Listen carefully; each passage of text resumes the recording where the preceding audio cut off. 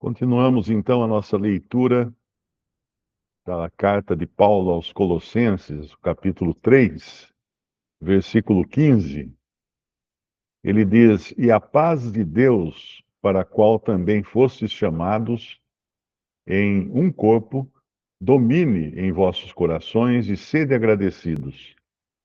Esse versículo é muito importante porque ele nos ajuda na tomada de decisões. Quando nós vamos tomar decisões, nós precisamos sempre buscar a paz de Deus numa decisão.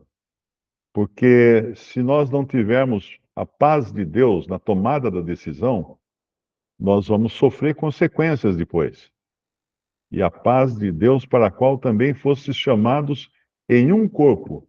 Isto significa, esse em um corpo, mostra também que as nossas decisões, elas devem também considerar que nós somos membros do corpo de Cristo e que as nossas decisões podem também afetar outros membros do corpo de Cristo. Então, sempre que tivermos que tomar alguma decisão, devemos buscar a paz de Deus e devemos buscar também ter comunhão nessa paz com nossos irmãos. E aí, domine em vossos corações, a paz de Deus domine em vossos corações e sede agradecidos. Versículo 15, ele fala no final do versículo, sede agradecidos. Um coração grato, um coração cheio de gratidão, é importantíssimo para um cristão. Cristão que reclama de tudo, que sempre acha que está tudo ruim, que nada vai dar certo, ele não tem a paz de Deus, ele não tem um coração agradecido, e ele não lembra que foi chamado em um corpo. Ele faz parte de um organismo maior do que ele, de outros irmãos com os quais ele tem comunhão.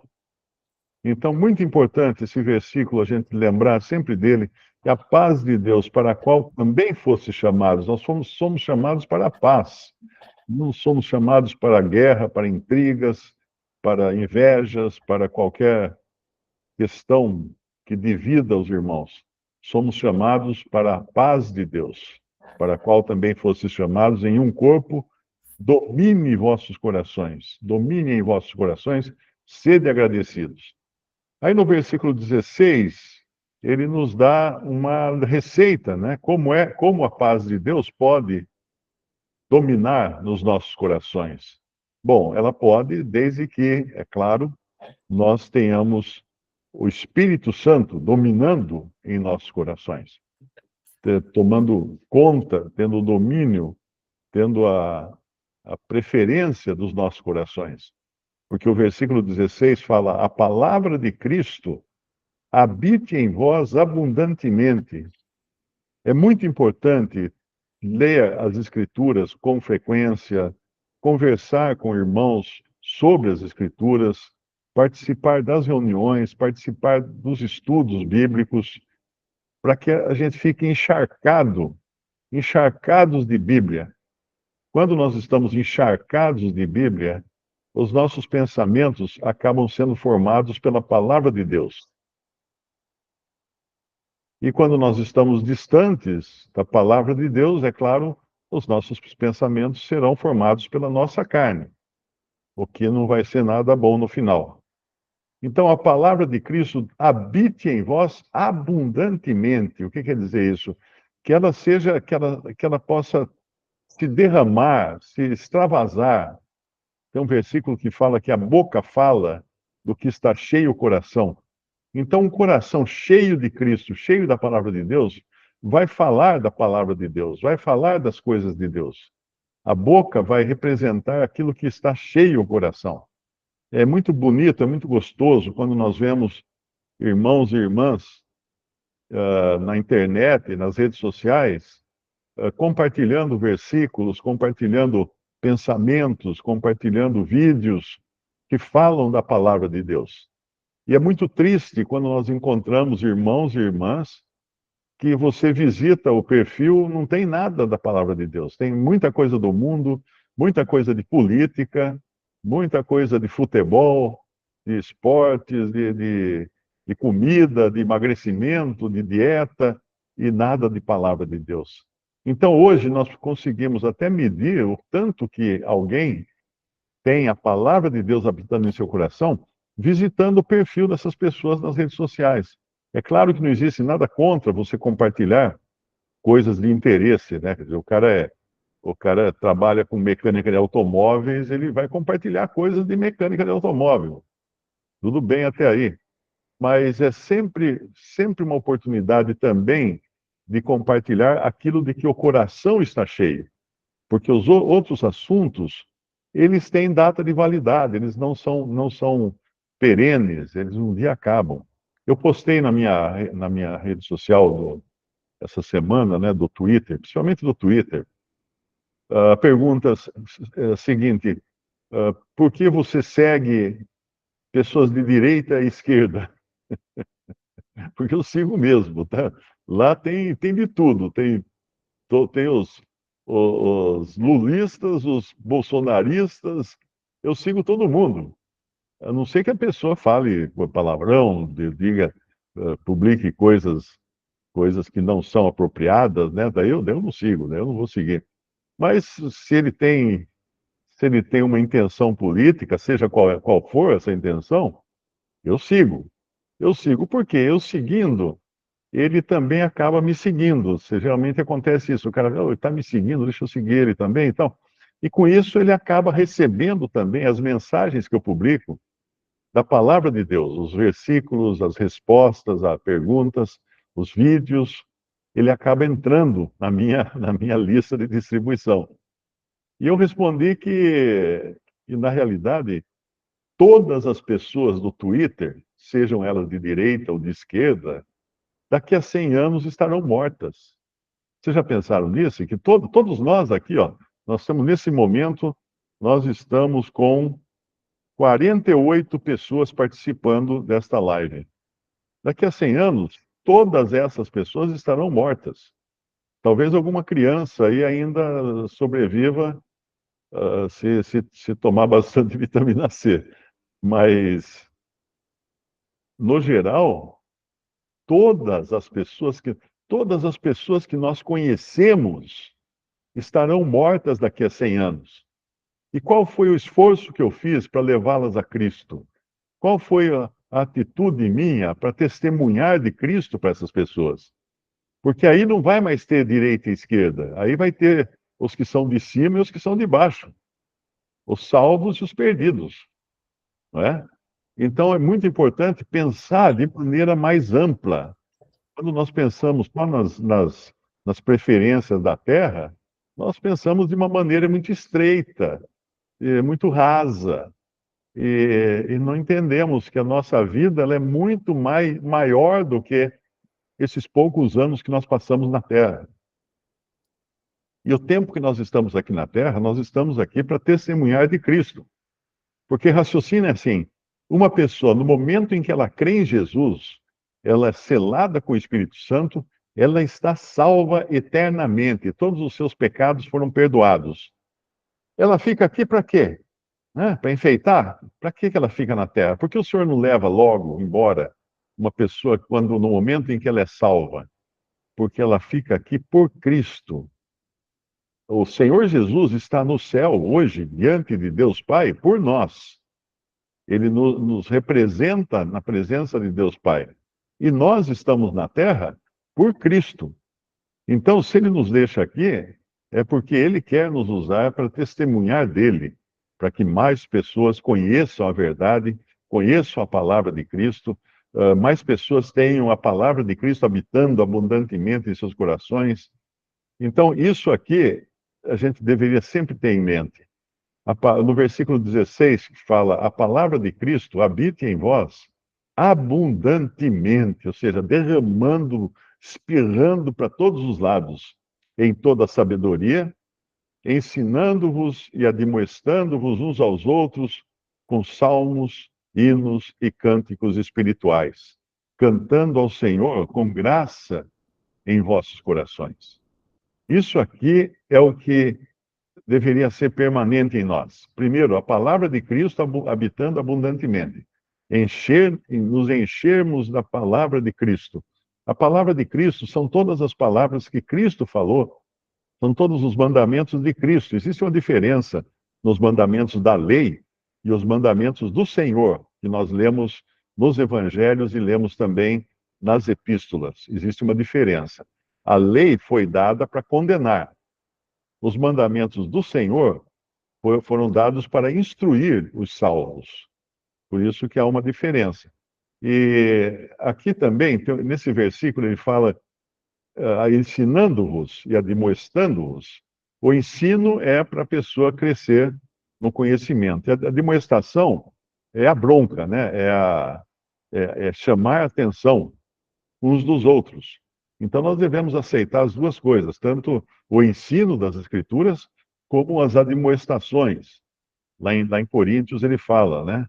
A respeito da palavra de Deus, ou do ministério da palavra, para edificação, consolação e exortação.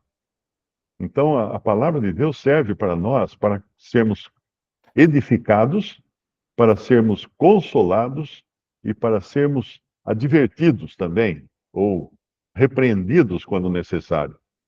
E aqui ele nos fala, então, ensinando uns aos outros com salmos, hinos e cânticos espirituais, cantando ao Senhor com graça em vosso coração. Aqui ele fala três categorias: salmos, hinos e cânticos espirituais.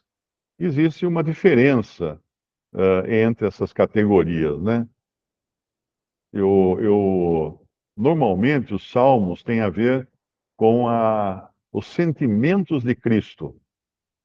Os salmos são os sentimentos de Cristo. Quando você lê os salmos, pense assim: você está lendo o diário particular do Senhor Jesus. Uma pessoa escreve um diário que ela escreve secreto, né, só para ela, e no seu diário ela expõe todos os seus sentimentos. E é ali nos Salmos que nós encontramos os sentimentos de Cristo.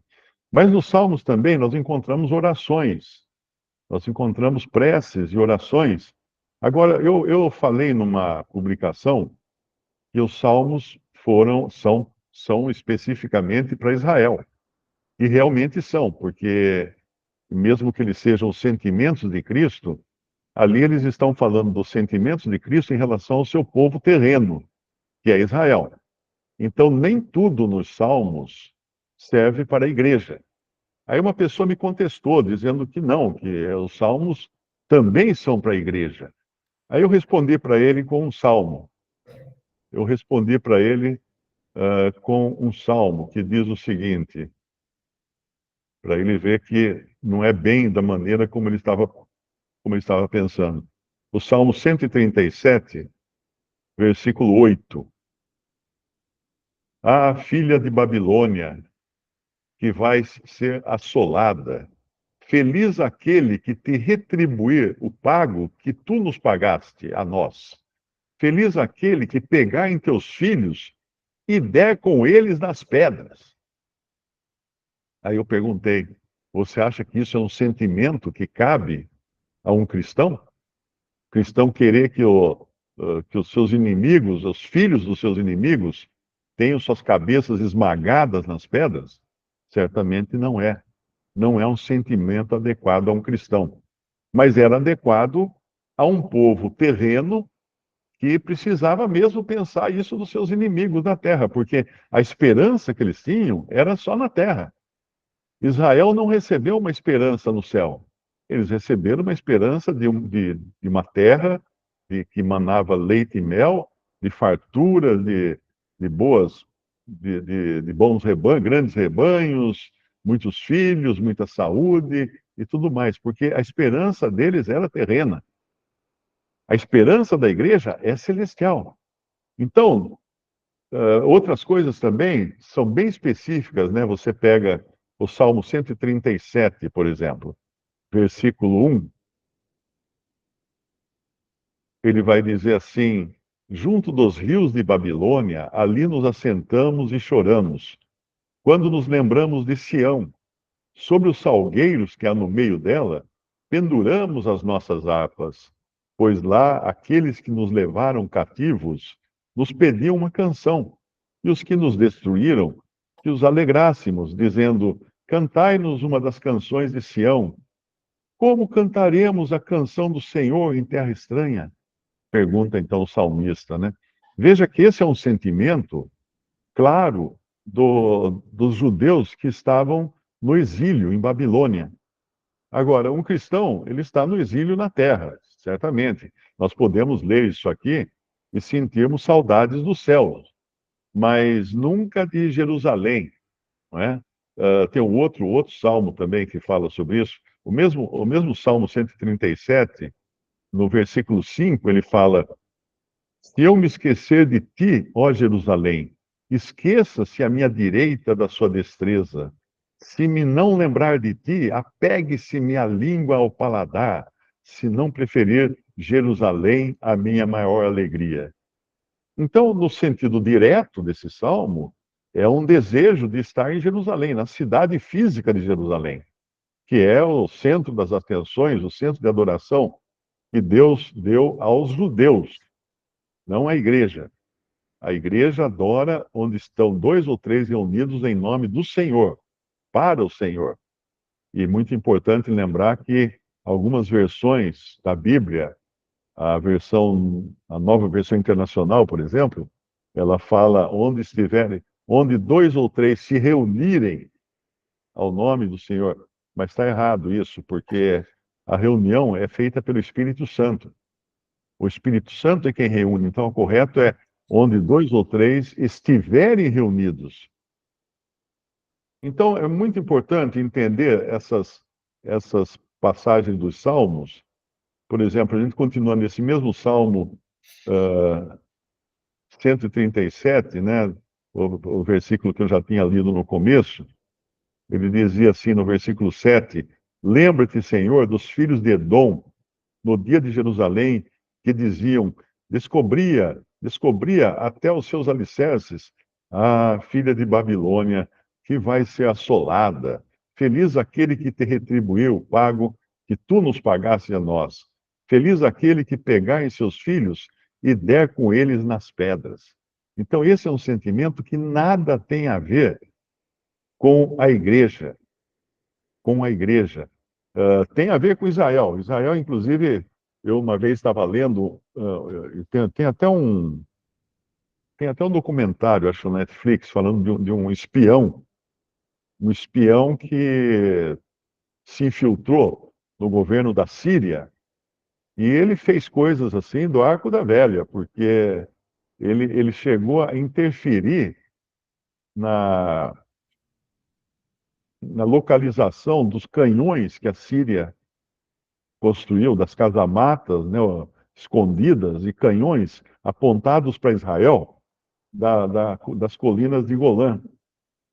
O que ele fez? Ele convenceu o Ministério da Guerra de que aquelas casamatas, né, com aqueles canhões, eram muito quentes para os soldados ficarem lá dia e noite, para se preparar, caso de guerra, eles poderem atirar contra Israel, né?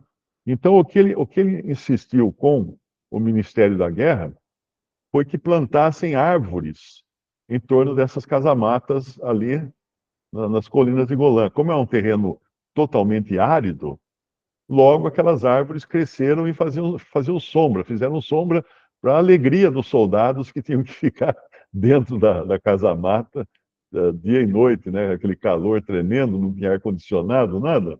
Então, plantaram árvores em volta, formaram pequenos bosques em torno de cada casa-mata daquelas. Bom, quando aconteceu a guerra de 1967, ficou fácil para Israel, né?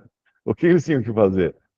Era difícil eles atirarem e descobrirem onde estavam cada canhão, cada casa-mata, mas sabendo que as casamatas estavam num pequeno bosque, eles olhavam e viam onde tem árvore. Ali tem árvore, então manda fogo naquele lugar.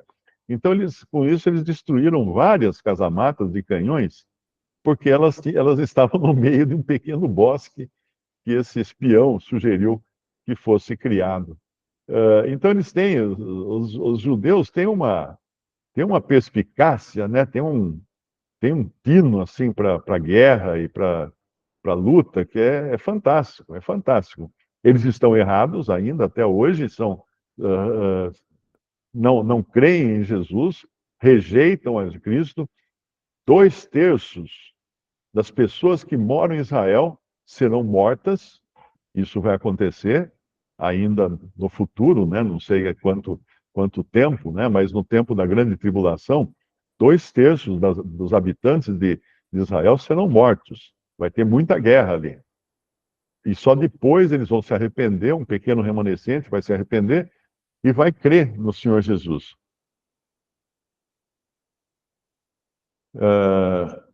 Mas continuando, ainda falando das passagens do Antigo Testamento, que não servem todas elas como, como inspiração para os cristãos, né? Nós vemos um outro versículo em Isaías 10, versículo 5, diz assim: Ai da Assíria, a vara da minha ira, porque a minha indignação é como bordão nas suas mãos. Enviá-la-ei contra uma nação hipócrita e contra o povo do meu furor, e lhe darei ordem para que lhe roube a presa e lhe tome o despojo, e ponha para ser pisado aos pés como a lama das ruas. Isso está em Isaías capítulo 10, versículos 5 e 6. Ou seja, o Senhor usando, o Senhor usando Israel para destruir seus inimigos, mas em alguns momentos o Senhor também usou os próprios inimigos de Israel para castigar Israel. E tem mais passagens que são interessantes para entender o porquê que a igreja não é Israel e por que os salmos são bastante dirigidos a Israel. Por exemplo, no versículo Salmo 71. O Salmo 71. Sejam confundidos, versículo 13. Sejam confundidos e consumidos os que são adversários da minha alma. Cubram-se de opróbrio e de confusão aqueles que procuram o meu mal. Isso nunca poderia estar na boca de um cristão. Você nunca ora para que o seu inimigo, o seu adversário, seja confundido e seja consumido. Porque a nossa esperança é celestial. O nosso desejo é que as pessoas sejam salvas, sejam elas de direita ou de esquerda, não importa. Não é? No Salmo 143, versículo 12, o salmista também diz o seguinte: Por tua misericórdia, desarraiga os meus inimigos e destrói a todos os que angustiam a minha alma, pois sou teu servo. Você acha que isso na boca de um cristão estaria correto? De maneira nenhuma. De maneira nenhuma. E o Salmo 139 é outro também que não faz qualquer sentido na boca de um cristão. 139, versículo 22. Odeio-os com ódio perfeito, tenho-os por inimigos. Olha só. Olha, essa semana alguém me escreveu perguntando de uma pastora, né? Quando fala que é pastora, você vê, lá vem erro, lá vem bobagem, né? De uma pastora que, que joga maldição em cima das pessoas, que amaldiçoa as pessoas. Quando ela ora, ela amaldiçoa as pessoas. A pessoa perguntando para mim se estava correto isso. De jeito nenhum. De maneira nenhuma, porque quando nós lemos o sentimento que cabe a um cristão, nós encontramos, por exemplo, em Mateus capítulo 5, versículo 40, diz assim: E ao que quiser pleitear contigo e tirar-te a túnica, larga-lhe também a capa. Isso aqui Israel não fazia. Israel atirava com canhão no lugar das árvores lá. Não tem. Quem quiser pleitear contigo e tirar-te a túnica, larga-lhe também a capa.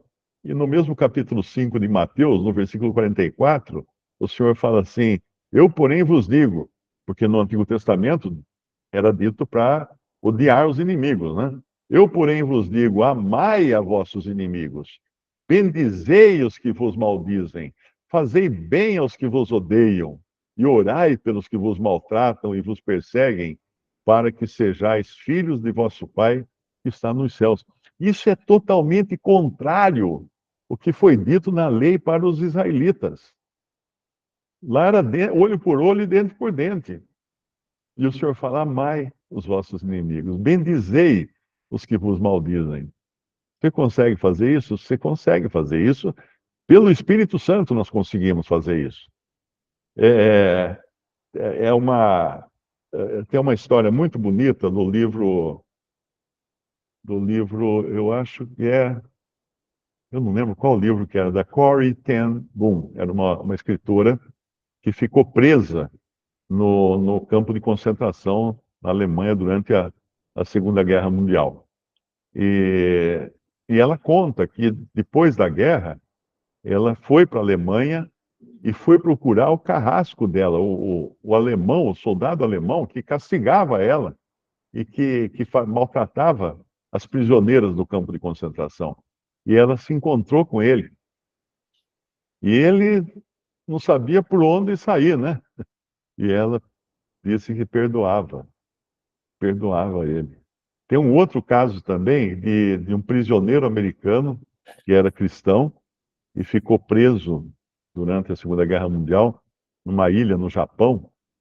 E ele depois voltou ao Japão, depois da guerra, para procurar o soldado lá, o capitão, o que era responsável pelo campo de concentração onde ele ficou preso. Encontrou o homem e perdoou o homem. Imagina a sensação, né? O cara que apanhava, que era castigado, que sofria fome, doença e tudo mais, voltando para dizer para o seu algoz: eu te perdoo, em Cristo Jesus eu te perdoo. E também mais uma passagem, eu acho que tem algum microfone aberto por aí, não sei de quem é. Mais uma passagem em Efésios 6, e deixa claro que a nossa luta é diferente da luta de Israel, porque Israel tinha que lutar, sim, pelos seus inimigos terrenos. Mas em Efésios 6, no versículo 12, nós lemos que não temos que lutar contra a carne e o sangue, mas sim contra os principados e contra as potestades, contra os príncipes das trevas desse século, contra as hostes espirituais da maldade nos lugares celestiais. Nos lugares celestiais. Nós temos que lutar em oração contra demônios e contra todas as hostes diabólicas que habitam nos lugares celestiais. Quando nós miramos as nossas armas, nós não miramos para debaixo da terra, nós miramos para os lugares celestiais, porque lá estão os anjos caídos, lá está Satanás, e é lá a nossa luta, não é aqui na terra, e não é também contra carne e sangue, não é contra inimigos terrenos, como era no caso de Israel, como era no caso de Israel. Ah, mas voltando então para o nosso capítulo, né? Isso aí só para dar um gostinho do que significa nós nos ensinando-vos e admoestando, voltando a Colossenses 3, versículo 16, ensinando e admoestando-vos uns aos outros com salmos. Mas entenda que aqui, então, é o espírito dos salmos, são os sentimentos do Senhor nos salmos. Esses que servem para a nossa edificação e servem para a nossa consolação também. Cânticos espirituais são cânticos que falam das coisas do alto, das coisas de Deus. Hoje nós temos muito lixo gospel, chamado música gospel, que é lixo, puro lixo. que na realidade são brados de vingança. 1000 cairão à direita, 10.000 à esquerda. Pegam trechos do Antigo Testamento e transformam em música gospel. Que, na verdade, são gritos de ódio, são brados de ódio, nada a ver com cânticos espirituais. Os cânticos espirituais são aqueles que têm, e os hinos, né? Os hinos, fala que salmos, hinos e cânticos espirituais. Os hinos são aqueles que louvam e adoram o Senhor, adoram ao Pai e adoram ao Filho. Esses são os hinos. Esses são os hinos. Aqui vocês percebem que nós temos um inário, e esse inário é dividido em partes, né? Você tem a primeira parte, que é a mais importante, são hinos de adoração. São hinos de adoração. Eu não me lembro até que número que é, mas do número 1 até o... E agora? Até o cento e alguma coisa, né? São hinos de adoração. Depois você tem hinos de experiência cristã. Eu já digo já aqui, ó. Do 1 até o número 80 e pouco são hinos de adoração. Depois, a partir do número 100, no inário, são hinos de experiência cristã. Então, tudo o que nós passamos aqui nesse mundo. Depois você tem hinos a partir do 200, da numeração do 200, você tem hinos de exortação, consolo e tudo mais. Então, também aqui nós temos esses salmos, hinos e cânticos espirituais. Os hinos mais voltados, sendo aqueles que são mais voltados à adoração, nós adoramos o Pai e o Filho. Nós nunca cantamos em louvor do Espírito Santo, porque o Espírito Santo, ele não é para ser louvado. Ah, mas ele é Deus, claro que é. É uma das três pessoas da Trindade. Mas o papel dele para conosco não é de ser louvado. Ele nunca aparece em primeiro plano. Nós oramos ao Pai, oramos ao Filho, o Senhor Jesus, mas não oramos ao Espírito. Porque, na verdade, nós oramos em Espírito, não é? Mas nunca ao Espírito Santo. O Espírito Santo não deve ser o alvo.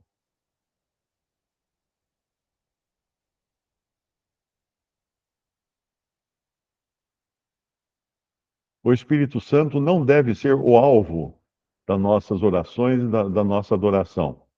Ele está aqui no mundo como um servo. Quando você vai a um show de música, você percebe que tem lá o artista, né, que está debaixo do holofote, tem o artista lá, o músico, tocando ou cantando, e você vê que tem no palco várias pessoas vestidas de preto.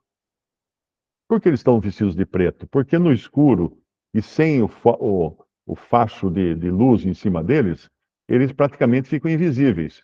O que eles fazem ali? Ali eles levam a guitarra para o cantor, eles vão de um lado para o outro, acertando os instrumentos, levando um fio para cá, um fio para lá, ou são cinegrafistas que vão com a câmera filmando o espetáculo, mas eles estão de preto justamente para não aparecerem. O Espírito Santo hoje é um que está vestido de preto no palco do mundo. Ele está agindo, ele está fazendo com que as coisas continuem funcionando na igreja, mas ele não quer ser visto, ele não quer aparecer. Não é o objetivo dele aparecer, porque o artista, os artistas são o pai e o filho, que são os principais alvos dos cristãos aqui na Terra. Mas então, voltando ao nosso capítulo aqui, cantando ao Senhor com graça em vosso coração. Eu falei de músicas, né, de cânticos. Eu não gosto de música gospel. Eu gosto dos hinos antigos, porque eles realmente são os melhores. Eles exaltam a pessoa de Cristo, eles exaltam a adoração ao Pai, não ficam falando de poder, eu posso, eu arrebento, eu consigo, eu vou ser próspero. eu vou ter milhões. Não, isso aí é balela gospel que o pessoal canta, são gritos de guerra, né? Parece que os caras estão saindo para uma batalha e atropelando quem estiver na frente. Isso aí não é cristianismo, isso aí não é adoração ao Pai. Então, muito importante entender isso, entender o lugar dos salmos em relação à igreja, porque eles eram dirigidos primeiramente a Israel. É claro que nós somos edificados e consolados por eles. Neles também temos os sentimentos do Senhor, quando o Senhor fala no Salmo 22, Deus meu, por que me desamparaste, né? Estou cercado de cães e coisa assim. São sentimentos do Senhor. Ele está se sentindo assim porque Davi, que escreve muitos dos salmos, não são todos salmos de Davi. Tem salmo de Moisés, tem salmos de outros, mas Davi, que escreve muitos dos salmos, representava Cristo, era uma figura de Cristo. E no versículo 17 de Colossenses 3, nós vemos: E quanto fizerdes por palavras ou por obras, fazei tudo em nome do Senhor Jesus, dando por ele graças a Deus Pai. A questão aqui é a seguinte: se eu vou fazer alguma coisa, eu posso fazer em nome de Jesus? É? Será que eu posso dizer que estou fazendo em nome dele uma obra ou uma palavra? Será que eu posso usar o nome de Jesus? Certamente não vou poder se eu estiver fazendo algo contra a lei ou algo que apenas interesse a mim ou que prejudique alguém. Eu não vou poder fazer isso em nome de Jesus, porque certamente ele não vai aprovar o que eu estou fazendo. Mas tudo quanto fizerdes por palavras ou por obras, fazei tudo em nome do Senhor Jesus, dando por ele graças ao Pai. Então eu sempre devo perguntar, se eu posso fazer isso. Eu devo perguntar, eu posso fazer isso em nome de Jesus? Hum? Eu posso, depois de fazer isso, dar graças a Deus Pai? Ah, eu sou um garoto na escola, eu quero pegar o meu coleguinha na saída e dar uns tabefe nele. Ah, é? Você pode fazer isso em nome de Jesus? Não. E se você fizer, você pode dar graças a Deus Pai por isso? Também não. Então isso fica até mais fácil de saber o que a gente pode ou não pode fazer, né? Sem precisar de muitas leis para isso. Até aqui, vamos ver se tem alguma pergunta. É, alguém fala aqui a respeito das músicas, quando chama Deus de você nas músicas gospel. Bom, aí tem uma questão que a linguagem culta, né, e mais arcaica é chamar Deus de tu, né? Inclusive no inglês, nós encontramos mesmo na Bíblia thou, é o tu no inglês. Mas na língua portuguesa, poucos sabem de onde vem a palavra você. E na realidade, na língua portuguesa, tu é mais popular do que você. Não que agora seja, porque você é vossa mercê. Você vem, é um diminutivo de vossa mercê. E então, na realidade, você também seria uma forma respeitosa de chamar alguém. Ao invés de chamar de tu, tu vais para Salvador, você falar vossa mercê vai para Salvador, você está sendo mais respeitoso do que chamar de tu. Então, é muito é muito importante entender isso, que não existe tão grande problema em você se dirigir a Deus como com você, sabendo que vem de vossa mercê. É claro que a gente, um costume, até na leitura da Bíblia, acaba falando com Deus na forma de tu, né? Tu me ajudas e tal. Mas não é um grande problema se você também falar para Deus, você. O que nós sabemos é que existe uma distinção que nós chamamos a Deus de Pai e a Jesus nós chamamos de Senhor. Essa distinção existe e essa é bíblica, não é? Você nunca chama Deus de Altíssimo. Isso era uma linguagem do Antigo Testamento, quando eles não tinham essa proximidade que nós temos. Hoje nós podemos chamar Deus de Pai. Hoje nós podemos ter essa intimidade que não tinha no Antigo Testamento. Então, você vê muitos daqueles que são legalistas ou judaizantes e falam Deus Altíssimo, e usam vários termos diferentes para Deus, mas são termos do Antigo Testamento, quando eles ainda não tinham o privilégio de poder chamar a Deus de Pai. Aqui alguém perguntou a respeito de orar ao Espírito Santo. Não, nós não oramos ao Espírito Santo. Inclusive, você vai encontrar em inários, alguns inários, principalmente inários pentecostais, que tem orações feitas ao Espírito Santo, tem hinos de louvor ao Espírito, ou de invocação do Espírito Santo. Se eu invocar o Espírito Santo, ó Espírito, venha sobre mim, não sei o quê, como não existe base bíblica para invocar o Espírito Santo, qualquer espírito pode atender esse telefone e falar: opa, o Mário está me chamando lá. Então não invoque espírito nenhum. Ore a Deus Pai e ao Senhor Jesus Cristo. Alguém também pergunta aqui se é correto dizer que os dons de 1 Coríntios 12 são dons do Espírito Santo e os dons de Efésios 4 são dons de Cristo. Exatamente, os dons de Cristo são os de Efésios 4.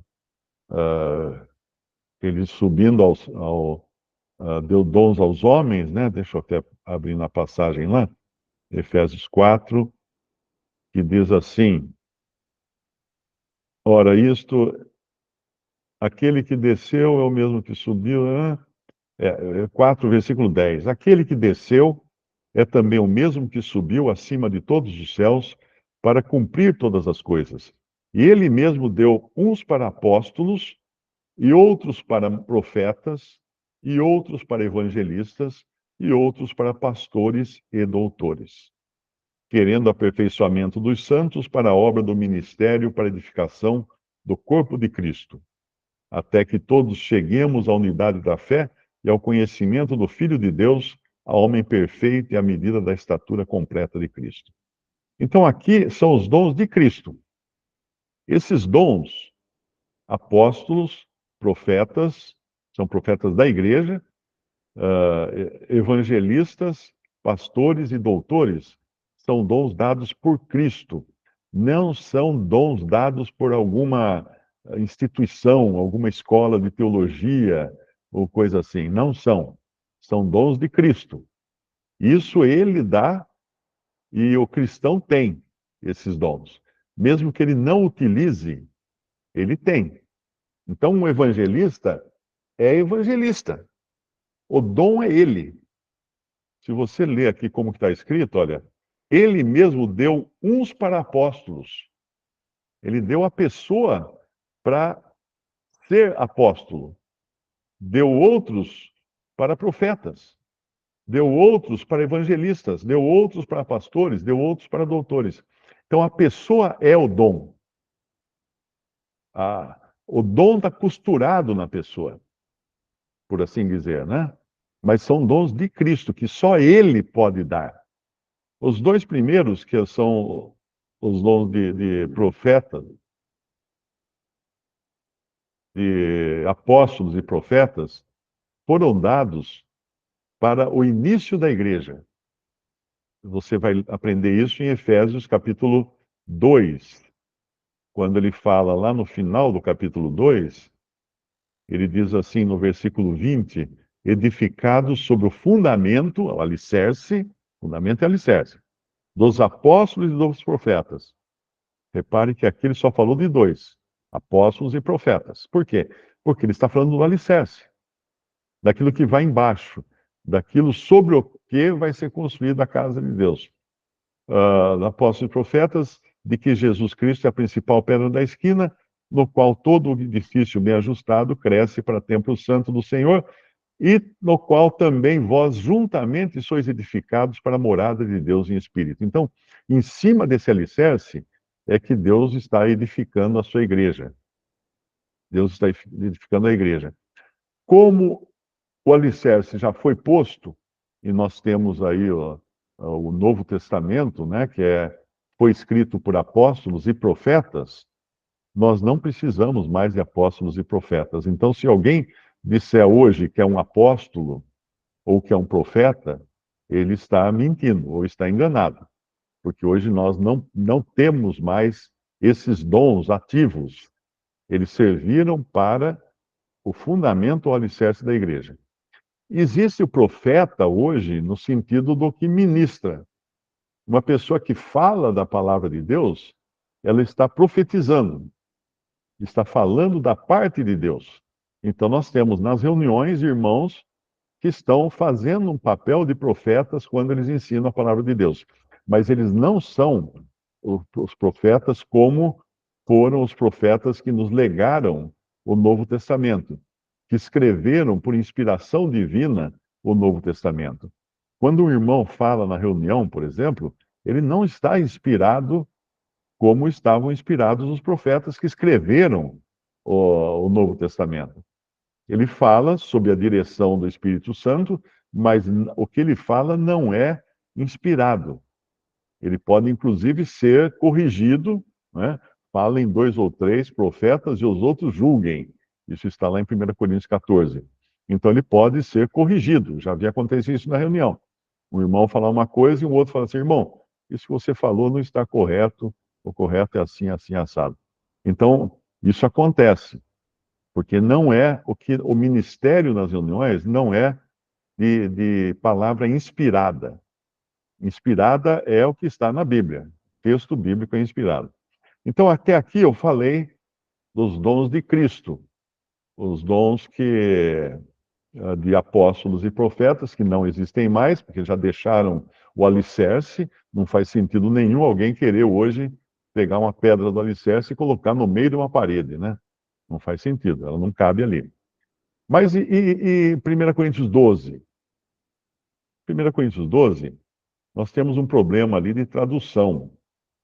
Quando ele fala assim, no versículo 1, ele fala assim: acerca dos dons espirituais, não quero, irmãos, que sejais ignorantes. Na realidade, se você abre a Bíblia do Darby, você vai ler que é acerca das manifestações espirituais. Então, não é exatamente dom como são os dons de Cristo. São manifestações do Espírito. Então, o Espírito, ele se manifesta nos diferentes cristãos, né?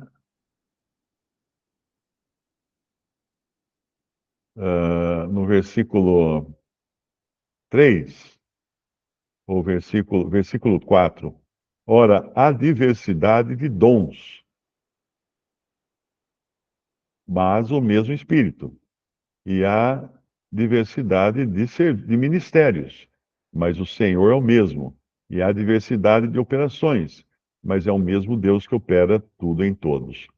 E a manifestação do Espírito é dada a cada um para o que for útil, porque a um, pelo Espírito, é dada a palavra de sabedoria, a outro, pelo mesmo Espírito, a palavra da ciência, e a outro, pelo mesmo Espírito, a fé, e a outro, pelo mesmo Espírito, os dons de curar.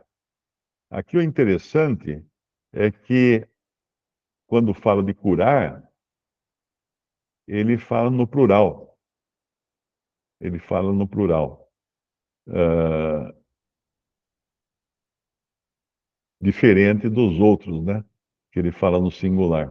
Mas apenas para resumir, quando você entende que em 1 Coríntios 12 ele está falando de manifestações, ou seja, como o Espírito Santo se manifesta utilizando diferentes pessoas para diferentes finalidades. É isso. E aqui tem um versículo muito importante, que é o versículo 7, 1 Coríntios 12, 7. Mas a manifestação do Espírito é dada a cada um para o que for útil.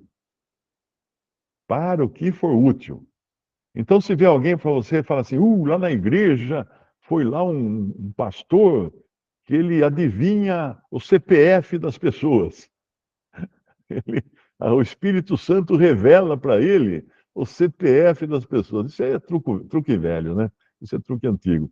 A questão é a seguinte: o que você faz? Pergunta, mas escuta, amigo, qual a utilidade disso? A pessoa perdeu o documento, por acaso? Né? Porque a manifestação do Espírito é dada a cada um para o que for útil. Para o que for útil. Então sempre vem gente que me pergunta: "Ai, eu sonhei com a minha tia, que ela subiu numa árvore e ela caiu da árvore e morreu." Eu pergunto: que utilidade teve você saber que ela caiu da árvore e morreu? Você mandou cortar a árvore do quintal? O que você fez? Porque não tem utilidade nenhuma. Pergunte, quando escutar essas profetadas, pergunte: isso foi útil para quê? Né? Geralmente as pessoas trazem uma coisa assim escabrosa, de amedrontar e tal. Pergunta, mas isso foi útil para quê? E daí? E daí? Né? Pergunta e daí, a pessoa não sabe responder, ela não sabe o que fazer com aquilo. Ah, mas o pastor descobriu meu CPF. Não, era só você pegar e procurar o seu documento. Não precisa o pastor descobrir CPF. Não precisa nada disso. Inclusive, quando tinha Orkut ainda, tem até um vídeo antigo aí na internet do pastor do Orkut, que era um pastor que ele adivinhava, ele falava assim, aqui tem uma pessoa chamada, o nome da pessoa é tal, né?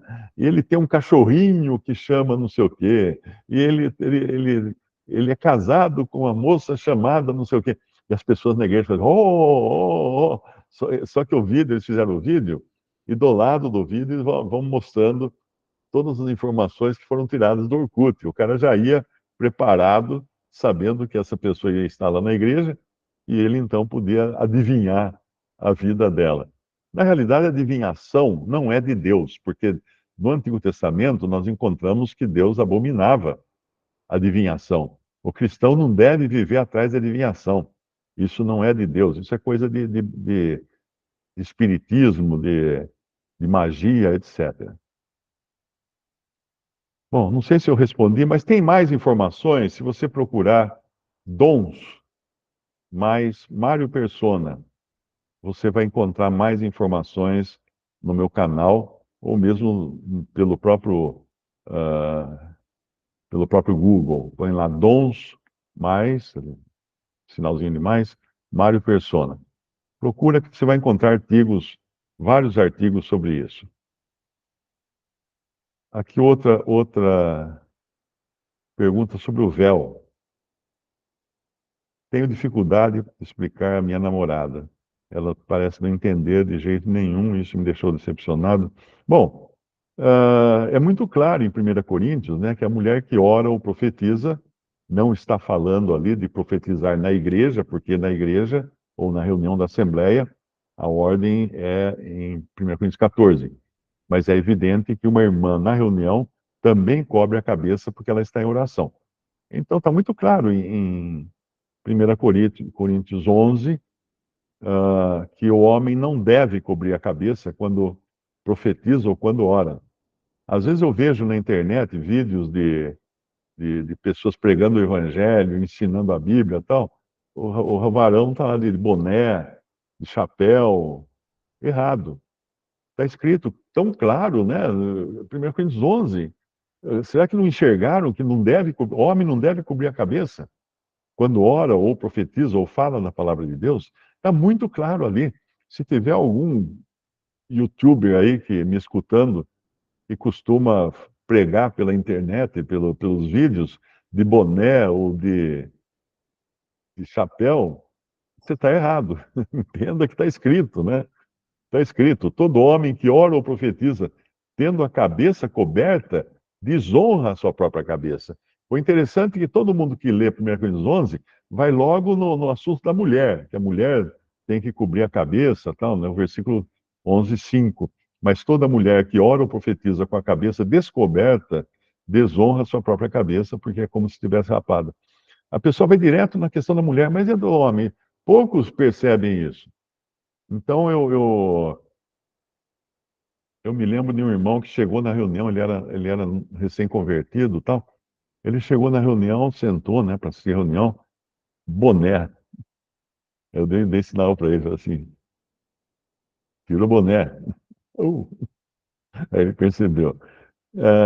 Porque a gente, na cristandade, ninguém liga para isso. Mas está escrito aqui, está escrito. O que eu vou fazer com isso? Ah, isso aqui é costume lá dos tempos de Paulo, não sei o quê. Que costume? De cobrir a cabeça ou não cobrir a cabeça? Não é costume. É uma ordem, é um mandamento do Senhor. Que Paulo fala no capítulo 14, ele fala assim: as coisas que vos escrevo são mandamentos do Senhor, não são costumes, né? Não são costumes. Se ele falasse para usar tênis marca Nike, aí era um costume, mas não, né? O que mais que nós temos aqui? O argumento é que o cabelo é o substituto do véu.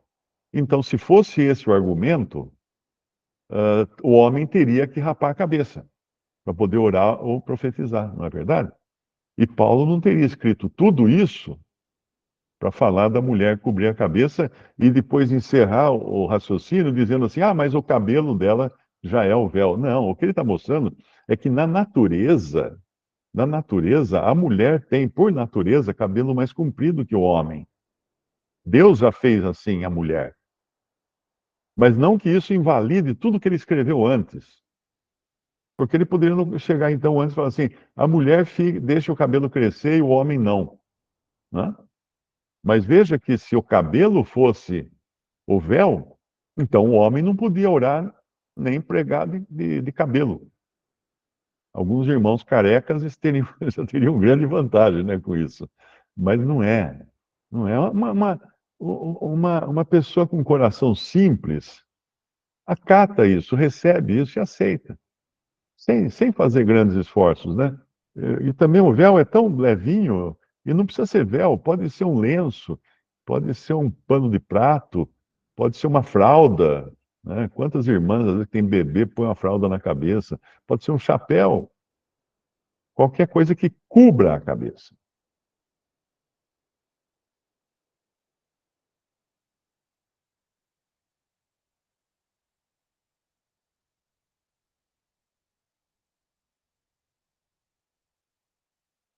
Bom, irmãos, acho que já deu, hein? 9h21.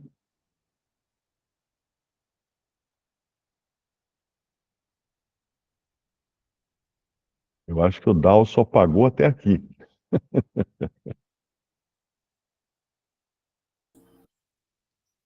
Olha eu.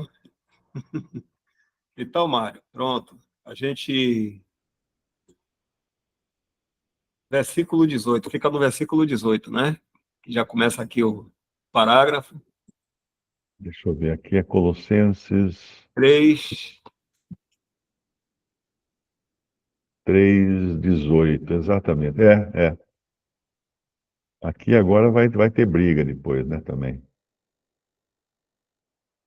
Mulheres, estáis sujeitas a vossos próprios maridos. O Mulheres assunto é. vão faltar nessa reunião aí, já. Colossenses 3:18 para a semana que vem. Ok, Mário.